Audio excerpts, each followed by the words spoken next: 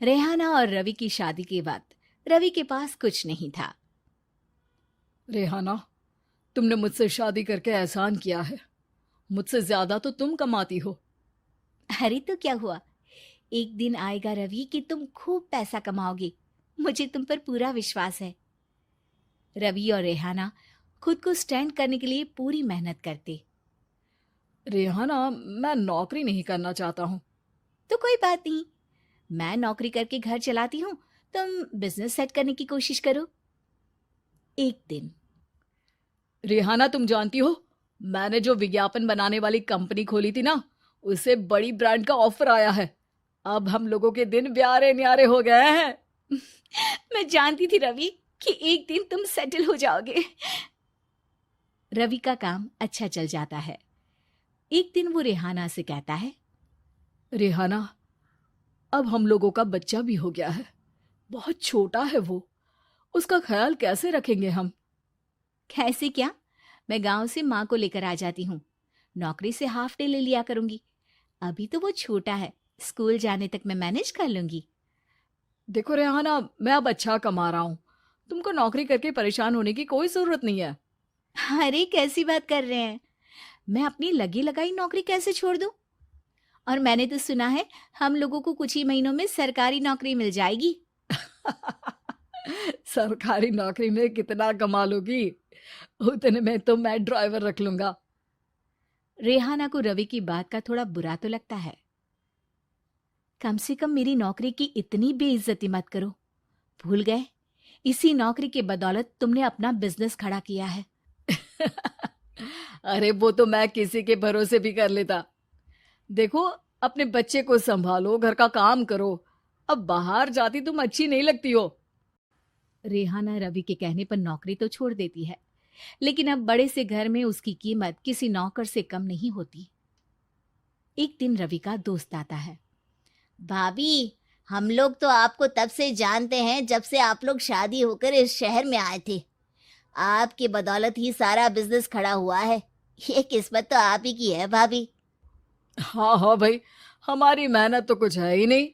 अरे होगी, लेकिन भाभी की किस्मत के आगे कुछ नहीं। दोस्त वहां से चला जाता है, लेकिन रवि का गुस्सा सातवें आसमान में होता है। देखा कैसे बोल रहा था? अरे बिल्कुल अच्छा आदमी नहीं है ये। कैसी बात कर रहे हैं आप? प्रशांत भैया तो बहुत अच्छे इंसान है रवि। कैसे उन्होंने हमारे मुश्किल वक्त में हमारा साथ दिया था। अरे था पैसा तो साथ दिया, नहीं तो कौन पूछता है? रवि का व्यवहार पैसा आते ही अलग हो गया। वो बंदे को बंदा नहीं समझता।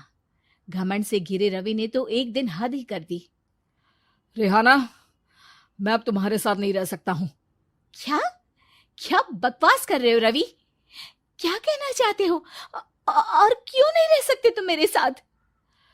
देखो, मुझे कोई और पसंद है, और उसने साथ रहने पर बस यही शर्त रखी है कि मुझे तुम्हें तलाक देना होगा। रेहाना, जो कि एक स्वावलंबी महिला थी, उसने बिना देर किए रवि को कह दिया, कोई इश्यू नहीं, मुझे पैकिंग में 4 दिन का वक्त लगेगा, लेकिन तब तक मैं तुम्हारे साथ नहीं रहूंगी। 4 दिन के लिए तुम कहीं और शिफ्ट हो जाओ, मैं घर से निकलूंगी तो बता दूंगी। रवि घर छोड़कर चला जाता है। रेहाना को दुख होता है, वो रोती है, लेकिन व्यवहार से स्ट्रांग रेहाना को पति के वापस आने का और उसे सबक सिखाने का पूरा भरोसा था। फिर एक दिन, अरे शुशिका, कब शादी करोगी तुम मुझसे? यार मैंने तो सोचा था तुम शादी से पहले मुझे विदेश लेकर जाओगे, महंगी कार दिलाओगे। अरे सब दिला दूंगा, लेकिन पहले मुझसे शादी तो कर लो। हाँ हाँ, क्यों नहीं। मैं कुछ दिनों के लिए अपने मम्मी पापा के पास जा रही हूँ और लोगों से अपनी शादी की बात करूंगी। अरे शुशिका, कैसे रहूंगा मैं तुम्हारे बिना? अब तो शादी ही होने वाली है हम लोगों की। शुशिका रवि को छोड़कर चली जाती है। रवि घर आता है, जहां रेहाना को ना पाकर उसे सब अजीब लगता है। घर तो रेहाना के बिना कुछ नहीं है। बच्चे की याद भी आ रही है। चलो एक वीडियो कॉल कर लेता हूँ। रवि रेहाना को वीडियो कॉल करता है, लेकिन रेहाना फोन नहीं उठाती। रात को सोते वक्त मन कर रहा है मुन्ने को गले लगा लूं। चलो कोई ना, शुशिका से शादी के बाद मेरे और भी बच्चे होंगे। अगले दिन रवि ऑफिस जाता है, जहां टीना खड़ी होती है। सर, आपने अपने नए ऐड के लिए मॉडल की रिक्वायरमेंट डाली थी ना, मैं उसी के लिए आई हूँ। रवि टीना को देखकर खुश हो जाता है। अब शादी हो गई है तुम्हारी? नहीं सर, बस अच्छा सा हैंडसम और अमीर लड़का देख रहे हैं मेरे मम्मी पापा। रवि के दिमाग से तो टीना को देखकर शुशिका का ख्याल भी खत्म हो जाता है। अरे यार, ये लड़की मिल जाए कितनी सुंदर है। शुशिका तो इसके आगे कुछ नहीं है। आ, अब क्या तुम्हें ऐसा नहीं लगता कि मुझसे मिलकर तुम्हारी ये खोज खत्म हो गई है? आप तो 2 बच्चों की पापा लग रहे हैं। अरे नहीं नहीं, मेरी शादी तो हुई थी, लेकिन बीवी को किसी और से प्यार था, मुझे छोड़कर चली गई।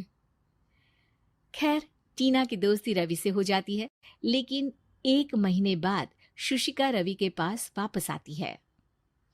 मेरे मम्मी पापा तुमसे मिलना चाहते हैं, लेकिन उन लोगों को ये मत बताना कि तुम पहले से शादीशुदा हो, और हाँ, शादी से पहले अपनी सारी प्रॉपर्टी तुमको मेरे नाम करनी होगी। अरे पागल, अब मैं तुमसे शादी ही नहीं करना चाहता। भला ऐसी लालची औरत से कौन शादी करेगा? तभी वहां टीना आ जाती है। रवि, ये पागल सी औरत कौन है? देखो, तुमने ही कह दिया ना पागल, तो पागल ही है। पता नहीं कौन है, कह रही है शादी कर लो, लेकिन शादी से पहले अपनी सारी प्रॉपर्टी मेरे नाम कर दो। बोल तो सही रही है। वैसे तुम जानती हो, मेरी एक सहेली है, उसके पति ने उसे पैसा आते ही छोड़ दिया, जबकि उसको खड़ा करने वाली ही मेरी सहेली थी। और मुझे भी भरोसा नहीं है। अगर मैं भी तुमसे शादी करूंगी तो तभी, जब तुम मेरे नाम अपनी सारी प्रॉपर्टी कर दोगे। अरे हाँ हाँ, क्यों नहीं, बिल्कुल कर दूंगा। रवि और टीना की शादी की तारीख तय हो जाती है। वो अपनी सारी प्रॉपर्टी के कागज लेकर शादी वाली जगह पर पहुंचता है, लेकिन वहां टीना आती नहीं। रवि टीना को मैसेज करता है। कहाँ हो? सॉरी, मैं तुमसे शादी नहीं कर सकती, मुझे तुमसे भी ज्यादा पैसे वाला मिल गया। रवि को गुस्सा आ जाता है। वो गुस्से से सारा डेकोरेशन तोड़ रहा होता है कि वहां रेहाना आ जाती है। सर, क्या हो गया? क्या डेकोरेशन पसंद नहीं आई आपको? अ, तुम यहाँ क्या कर रही हो? मैं यहाँ की डेकोरेटर हूँ। क्या आपको पसंद नहीं आई यहाँ की सजावट? रवि दौड़कर रेहाना के गले लग जाता है। मुझे माफ कर दो रेहाना। रवि रेहाना के गले लग जाता है और रेहाना टीना को थैंक्स का मैसेज करती है।